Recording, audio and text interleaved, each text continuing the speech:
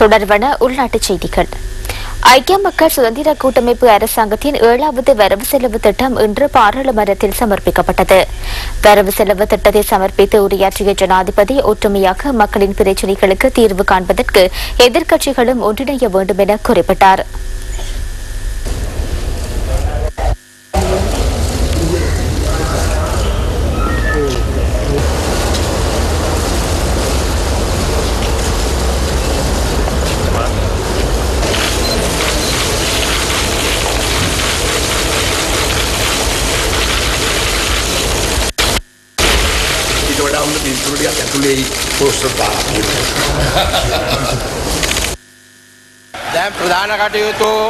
இரண்டாயிரத்து 12ஆம் ஆண்டுக்கான வரவு செலவு திட்டத்தை சமர்ப்பிக்க பாராளுமன்றத்துக்கு வருகை தந்த ஜனாதிபதி மஹிந்த ராஜபக்சவுக்கு ஆளும் கட்சியினரால் அமோக வரவேற்பு அளிக்கப்பட்டது.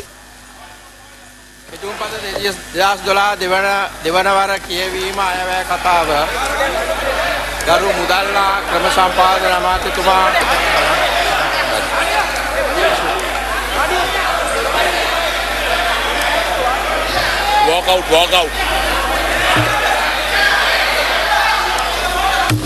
අපගේ ජනතාව මුහුණ දෙන ගැටලු විසඳමින් நமது மக்கள் எதிர்நோக்கும் பிரச்சனைகளை தீர்த்து அவர்கள் மத்தியில் ஒற்றுமையை கட்டியெழுப்பி தீர்வுகளை பெற்றுக் கொடுப்பதற்காக எதிர்க்கட்சிகள் நம்முடன் இணைந்து கொள்ள வேண்டும். நாட்டின் உள்ளக பிரச்சனைகளை தீர்த்துக் கொள்ளும் விடயத்தில் வெளிநபர்களின் அழுத்தங்களுக்கு உள்ளாகி பலவந்தமான தீர்வுகளை எமக்கு திணிக்க முடியாது என்பதனை அறிந்து கொள்ள வேண்டும். மிகவும் சிரமத்துக்கு மத்தியில் பெற்றுக்கொண்ட சமாதானத்தை பாதுகாத்துக் கொள்வதற்கும் சமூக ஒற்றுமையை பேணுவதற்கும் பொருளாதாரத்தில் வளர்ச்சி காண்பதற்கும் நமது ஒன்றிணைவு அத்தியாவசியம் என்பதனை புரிந்து கொள்ள வேண்டும்.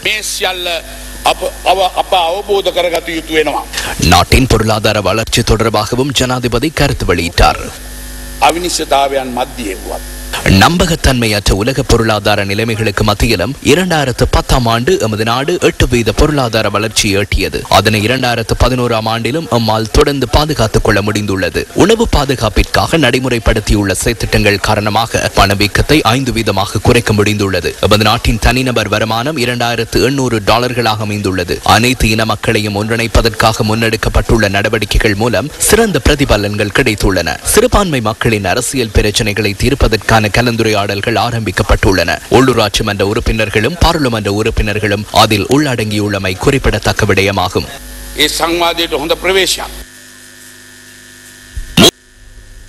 வரவு செலவு திட்ட யோசனைகளை ஜனாதிபதி பாராளுமன்றத்தில் சமர்ப்பித்து உரையாற்றிய போது அங்கு அமைதியின்மை ஏற்பட்டது.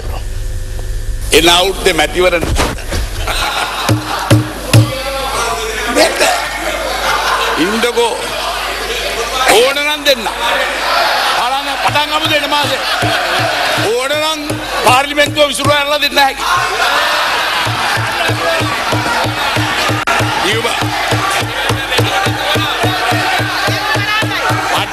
මට බය ඉන්න කට්ටිය නැති වෙයි කියලා. ජයලා ජාතික මාත්‍යෝ දෙයියන්ගේ වපී. ඔය ඉඩ දෙන්න සභාව ආරා යන්න එපා. ලැජ්ජයි. මට ලැජ්ජයි දවුනාසි.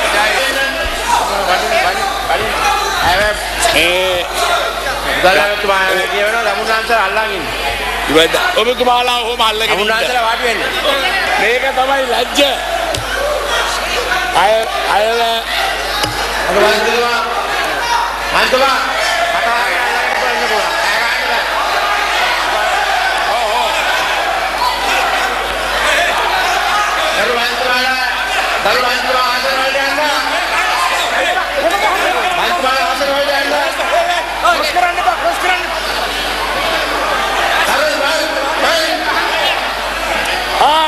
මේන්න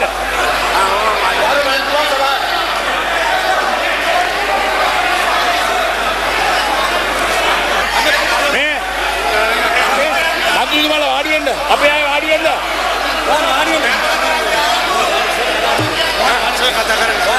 අපේ කට්ටිය යන්න පල්ලෙහාට පස්සට යන්න. කට්ටිය යන්න. අතන අතුතුමාල වාඩි වෙන්න. නෑ ඕවා ගමන් යන්න. අල්ලගෙන ඉන්න තනුයි. අබාරි අපි බලාගමු ඉත. අපි කියව දෙකනේ වැටෙන්නේ ඒක විශේෂ පොඩි දැන් උනාස්ති.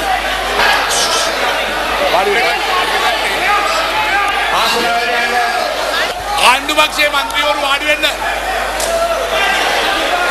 ඔක කැලරියෙන් වතුර බෝතලයක් ආවලු බලන්න කවුද කියලා. කැලරියෙන් වතුර බෝතලයක් ආවලු. විස්කාරොන්ට කියන්න. අපි කියලා ඉවර කරමු දැන්. ළමා දැන් හරි ලේසි. අපිට විපක්ෂයක් ඕන මේ වගේ කෑ ගහන.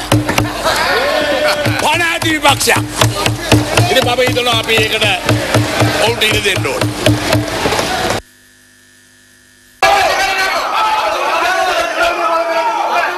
இதன்போது ஐக்கிய தேசிய கட்சி உறுப்பினர்கள் தமது எதிர்ப்பினை வெளிப்படுத்தும் வகையில் சபையிலிருந்து வெளிநடப்பு செய்தனர். எதிர்க்கட்சியினர் மீதான முறையற்ற செயலை கண்டித்து பிரஜைகள் முன்னணியும் சபையிலிருந்து வெளிநடப்பு செய்தது.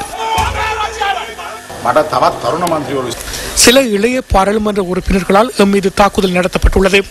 இது உண்மையில் ஜனநாயகமற்ற ஒரு செயலாக்கம். எதிர்க்கட்சியின் செயற்பாடுகள் மீது முன்னெடுக்கப்படுகின்ற இந்த தாக்குதல் குறித்து நான் வருத்தமடைகின்றேன். நாட்டில் முன்னெடுக்கப்படுகின்ற காட்டு சட்டத்தை ஜனநாயக நாடொன்றின் பாராளுமன்றத்தினுள் கொண்டு வந்து தகாத முறையில் ஆளும் கட்சி உறுப்பினர்கள் செயற்பட்ட விதம் கவலைக்குரியதாகும். குண்டர்கள் போன்று அவர்கள் செயற்பட்டதை நாம் கண்டோம். பாராளுமன்ற உறுப்பினர்களை தாக்கினர். நடைபெற்ற இந்த சம்பவத்தை நாம் வெண்மையாக கண்டிக்கின்றோம். இதன் மூலம் இந்த நாடு எதிர்காலத்தில் எங்கு பயணிக்கும் என்பதை சிந்திக்க வேண்டியுள்ளது. எனினும் வரவு செலவு திட்டம் சமர்ப்பிக்கப்படும் போது தமிழ் தேசிய கூட்டமைப்பு மற்றும் ஜனநாயக தேசிய கூட்டமைப்பு பாராளுமன்ற உறுப்பினர்கள் சபையில் பிரசன்னமாகியிருந்தனர்.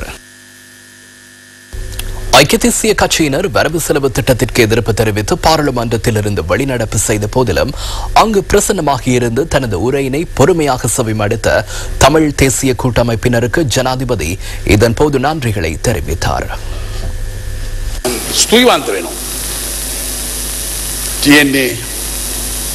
தமிழ் தேசிய கூட்டமைப்பிற்கு நாம் நன்றி கூறுகின்றோம். மிகவும் அமைதியான முறையில் அவர்கள் இவ்விடத்திற்கு வந்து வரவு செலவு திட்டத்தை செவிமடுத்துக் கொண்டனர். මේ අවස්ථාවේදී ඇවිල්ලා මේකට දාම සුදව ඇහුම්කන් දීලා පිළිබඳ. මොකද මේ කතාව යනකොට සමහරුන්ට නම් ඉන්න බෑ කොහොමද? சாதாரண மக்கள் தொடக்கம் பாரிய வர்த்தகர்கள் வரையில் சகலருக்கும் இம்முறை வரவு செலவு திட்டத்தினூடாக நிவாரணங்கள் வழங்கப்பட்டுள்ளதாக அமைச்சர்கள் தெரிவித்தனர். ஜனாதிபதி வரவு செலவு திட்டத்தை சமர்ப்பிப்பதை தொடர்ந்து ஊடகங்களுக்கு கருத்து தெரிவிக்கும் போதே அமைச்சர்கள் இவ்வாறு தெரிவித்தனர். ஜனாதிபதி மஹிந்த ராஜபக்ச சமநிலையான முறையில் அபிவிருத்தியையும் குறுகிய கால பயன்களையும் மையமாக கொண்டு குறிப்பிடத்தக்க துறைகளுக்கு முக்கியத்துவம் வழங்கி பொருளாதார அபிவிருத்தி அடிப்படையாக கொண்டதாக இம்முறை வரவு செலவு திட்டத்தை தயாரித்துள்ளார். மக்களின் அபிலாஷைகளை நிறைவேற்றக்கூடிய வகையில் குறுகிய கால பயன்களை எட்டக்கூடியதாக இந்த வரவு செலவு திட்டம் அமைந்துள்ளமையிட்டு நாம் பாராட்டு தெரிவிக்கின்றோம். சமநிலையான ஒரு வரவு செலவு திட்டமே சமர்ப்பிக்கப்பட்டுள்ளது. அபிவிருத்தியையும் அபிவிருத்தியின் பயன்பாடுகளையும் இலக்காக கொண்டு வரவு செலவு திட்டம் அமைந்துள்ளது. பல்வேறுபட்ட யோசனைகளை உள்ளடக்கியதாக ஒரு விரிவான வரவு செலவு திட்டமாக இது அமைந்துள்ளது. வர்த்தகர்கள் மாத்திரமன்றி நாட்டின் சகல தரப்பினரதும் கருத்துக்களை உள்ளடக்கி அவர்களை முன்னேற்றத்துக்கு வழிவகுக்கும் வகையிலேயே இந்த வரவு செலவு திட்டம் அமைந்துள்ளது.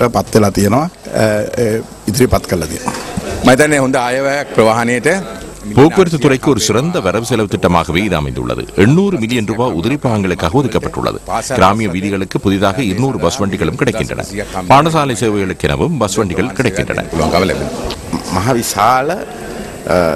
பாரிய பொருளாதார அபிவிருத்தியை இலக்காக கொண்ட வரவு செலவு திட்டம் முன்வைக்கப்பட்டுள்ளது. இதற்கு தேவையான வரிச்சலுகைகள், நிவாரணங்கள் உட்பட பல்வேறுபட்ட துறைகளை ஊக்குவிக்கவும் யோசனைகள் முன்வைக்கப்பட்டுள்ளன. சிறிய, நடுத்தர மற்றும் பாரிய வர்த்தகர்கள் வரை பல்வேறுபட்ட நிவாரணங்கள் மற்றும் சலுகைகளை உள்ளடக்கியதாகவே வரவு செலவு திட்டம் அமைந்துள்ளது.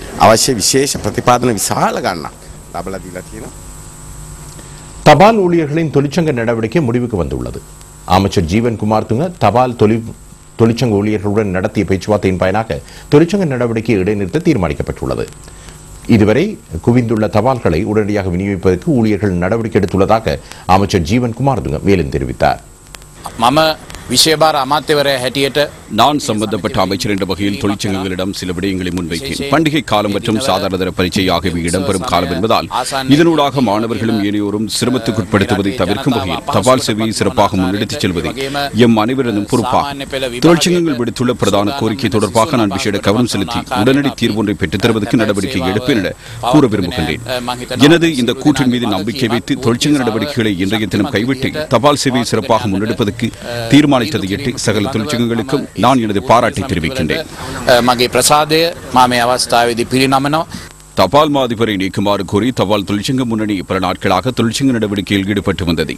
இதனால் தபால் விநியோகம் தடைப்பட்டது. கல்வி பொதுத்தராதர சாதாரணதர பரீட்சைக்கு தோற்றும் விண்ணப்பதாரிகளின் அனுமதி அட்டை உட்பட அத்தியாவசிய ஆவணங்களை முதலில் விநியோகிப்பதற்கும் நடவடிக்கை எடுக்கப் போவதாக தபால் ஊழியர்கள் தெரிவித்துள்ளனர். தெற்கு கடுகதி வீதியில் பயணம் செய்யும் வாகனம் ஒன்று விபத்துக்குள்ளானால் உடனடியாக நிவாரணம் வழங்குவதற்கு விசேட பயிற்சி பெற்ற போலீஸ் விசேட அதிரடிப்படை அதிகாரிகள் சேவையில் இணைத்துக் கொள்ளப்பட உள்ளனர். 30 பேர் அடங்கிய இக்குழுவினருக்கு 3 மாத கால பயிற்சி வழங்கப்பட்டுள்ளது. திடீர் விபத்துகளுக்கான சிகிச்சைகள், முதலுதவி, காயமடைந்தவர்களை வைத்தியசாலையில் அனுமதிப்பது தொடர்பாகவும் அதிகாரிகளுக்கு விசேட பயிற்சி அளிக்கப்பட்டுள்ளதாக சுகாதார அமைச்சு தெரிவித்துள்ளது. பயிற்சியை முடித்த அதிகாரிகளுக்கு சான்றிதழ் வழங்கும் வைபவம் கொழும்பு தேசிய வைத்தியசாலையின் அவசர விபத்து பிரிவில் அமைச்சர் மைத்ரிபால சிறிசேன தலைமையில் இடம்பெற்றது. கடுகதி வீதி திறக்கப்படுவதன் மூலம் போக்குவரத்திற்கு மேலதிகமாக மேலும் பல அனுகூலங்கள் பொதுமக்களுக்கு கிடைப்பதாக அமைச்சர் கூறினார். මාර්ගයක ඇතිවන තදබලය තුළ ඇතිවන வீதி விபத்துகளின் போது ஏற்படும் நெரிசல்கள் கடுகதி வீதிகளில் மிகவும் வரையறுக்கப்படுகின்றது. அப்பகுதி மக்களின் சுகாதார நலன்கள் பாதுகாக்கப்படும். வாகன உதிரிப்பாகங்களுக்கு ஏற்படும் தேய்மானம் குறைவடையும். இது தேசிய பொருளாதாரத்தை எவ்வகையில் பாதிக்கும்? எரிபொருள் வீணடிக்கப்படுவதன் மூலம் எந்தளவு பொருளாதாரத்திற்கு பாதிப்பு ஏற்படுகிறது? கடுகதி வீதிகளூடாக இவை மீதப்படுத்தப்படுகிறது. சுற்றுலாத்துறையின் வளர்ச்சிக்கும் இது துணை புரிகிறது. கடுகதி வீதியூடாக இது போன்ற பல அனுகூலங்கள் எமக்கு கிடைக்கின்றன. சுகாதார சேவை பணிப்பாளர் நாயகம் டாக்டர் அஜித் மெண்டேஸ், விசேட அதிரடிப்படை கட்டளையிடும் அதிகாரியும் பிரதி போலீஸ் மா அதிபருமான RWA ரணவக்க உட்பட பலர் இதில் கலந்து கொண்டனர். வடக்கு மற்றும் கிழக்கு மாகாணங்களில் உள்ள தமிழ் பேசும் மக்களை களிப்பூட்டும் கலை நிகழ்ச்சிகளை வசந்தம் டிவி, வசந்தம் FM ஆகியன இணைந்து வழங்கி வருகின்றன. இதன் ஒரு கட்டமாக இப்போது யாழ் மாவட்டத்தின் பல்வேறு பிரதேசங்களில் வசந்த உலா 2011 இசை நிகழ்ச்சிகள் இடம்பெற்று வருகின்றன. இதன் 4ஆம் நாள் நிகழ்வுகள் நேற்று உரும்பிராயில் இடம்பெற்றன. ஏராளமான மக்கள் இதில் கலந்து கொண்டு ஆடிப்பாடி மகிழ்ந்தனர். கீபோன்ஸ் இசைக்குழுவினர் இசை மழை பொழிந்தனர். தற்போது வசந்த உலா நிகழ்வுகளின் 5ஆம் நாள் நிகழ்வுகள் யாழ் நகரில் இடம்பெற்றுக் கொண்டிருக்கின்றன. இதில் பெருந்திரளான மக்கள் கலந்து கொண்டிருப்பதாக வசந்த உலா ஏற்பாட்டு குழுவினர் தெரிவிக்கின்றனர். நாளை சாவகச்சேரி நகரில் இந்த நிகழ்ச்சி இடம்பெற உள்ளதுடன் இதில் கலந்து கொள்ளுமாறு வசந்தம் ரசிகர்கள் மற்றும் நேயர்களுக்கு அழைப்பு விடுக்கப்படுகிறது. ஜனாதிபதி மஹிந்த ராஜபக்சவின் 66வது பிறந்த தினத்தை முன்னிட்டு இலங்கை தொழிலாளர் காங்கிரஸ் ஏற்பாடு செய்த காணொளி உருமாற்றம் நிகழ்வு நேற்று இடம்பெற்றது.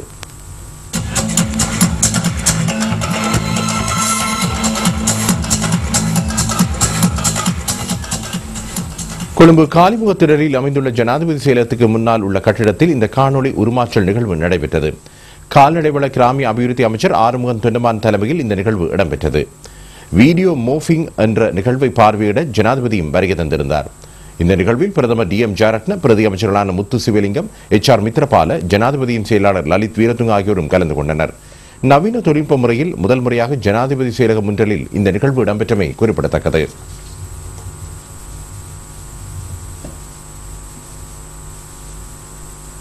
பதுளை மாவட்ட இளைஞர் கழகங்களில் திறமை காட்டிய 50 இளைஞர் யுவதிகள் வவுனியா செட்டிக்குளம் நலம்புரி கிராமத்துக்கு சென்று இளைஞர் பரிமாற்றல் திட்டத்தில் இணைந்து கொண்டனர். ஜனாதிபதியின் பிறந்த தினத்தை முன்னிட்டு இடம்பெறும் இளைஞர் பரிமாற்றல் திட்டத்தின் கீழ் இவ்விளைஞர்கள் வவுனியாவுக்கு சென்று அங்குள்ள 50 குடும்பங்களில் தங்கியிருப்பர். 6 நாட்கள் அவர்கள் அங்கு தங்கியிருந்து பல்வேறு வேலை திட்டங்களில் கலந்து கொள்கின்றனர். இந்த 50 இளைஞர் யுவதிகளும் இன்று 50 குடும்பங்களிடம் ஒப்படைக்கப்பட்டனர். நாளைய தினம் இவர்கள் டெங்கு ஒழிப்பு வேலை திட்டத்தில் கலந்து கொள்ள உள்ளனர். இவங்களோட நாங்களும் சந்தோஷமா இருக்கணும் என்று நாங்க ஆசைப்படுறோம். நான் வீட்டை கூட்டிக் கொண்டு வச்சு நல்ல மாதிரி பார்க்கறதுக்கு விரும்பி கூட்டிக் கொண்டு எங்களுக்கு ரொம்ப ரொம்ப சந்தோஷம். இந்த 5 நாளும் இவங்க எங்களோட இருந்து உங்க ஃப்ரெண்டு மாதிரி இருந்து பழகுற எங்களுக்கு